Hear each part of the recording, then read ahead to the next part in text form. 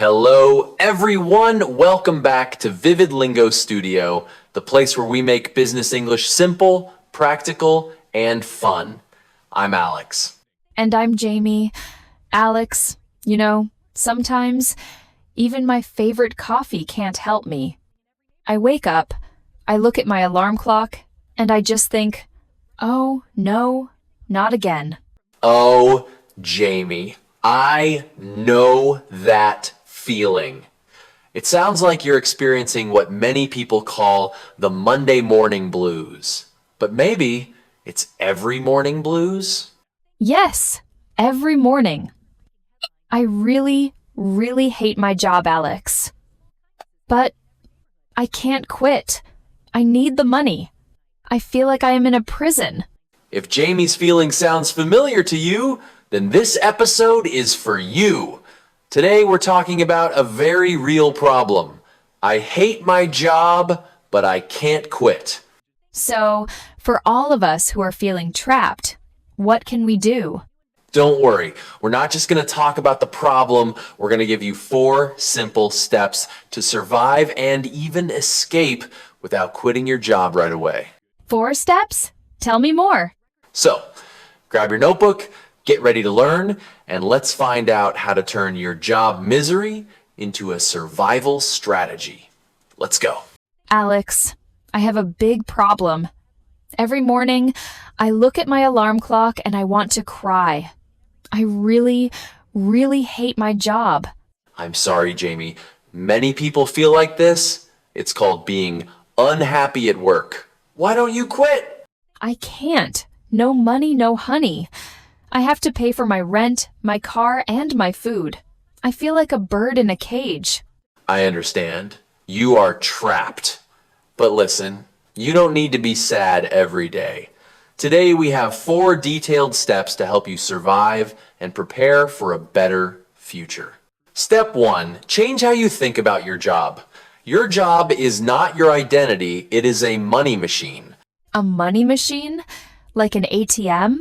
Exactly. You go there, you push some buttons, do your work, and the machine gives you money. That's the deal. You don't need to love the machine, you just need it to work.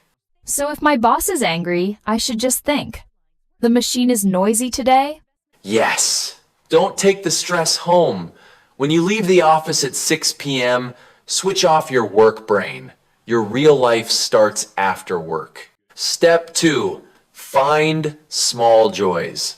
If the big picture is bad, look at the small things. Give me an example. Everything in my office is gray. Well, do you have a favorite coffee mug or a nice playlist to listen to? I like my Friday lunch with my work friend, Sarah. We talk about movies and laugh a lot. That is a small joy. Focus on Sarah and the lunch, not the boring meeting. Also, try to make your desk beautiful. Put a small plant or a photo of your cat there. It helps your brain feel safe. Step 3. Use the company's time to learn. We call this extracting value. I'm so busy.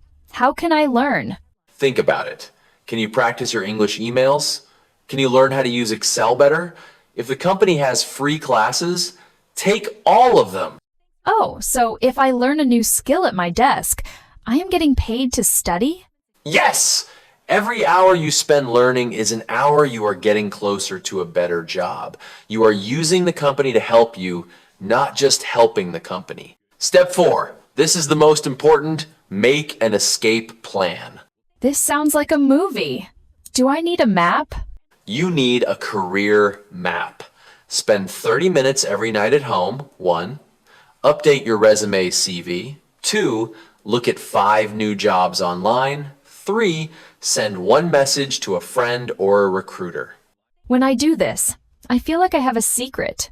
My boss thinks I'm trapped, but I know I am leaving soon. That secret gives you power. It makes the boring work feel easy because you know it is temporary. Remember, you are the boss of your life, even if you are not the boss of your job.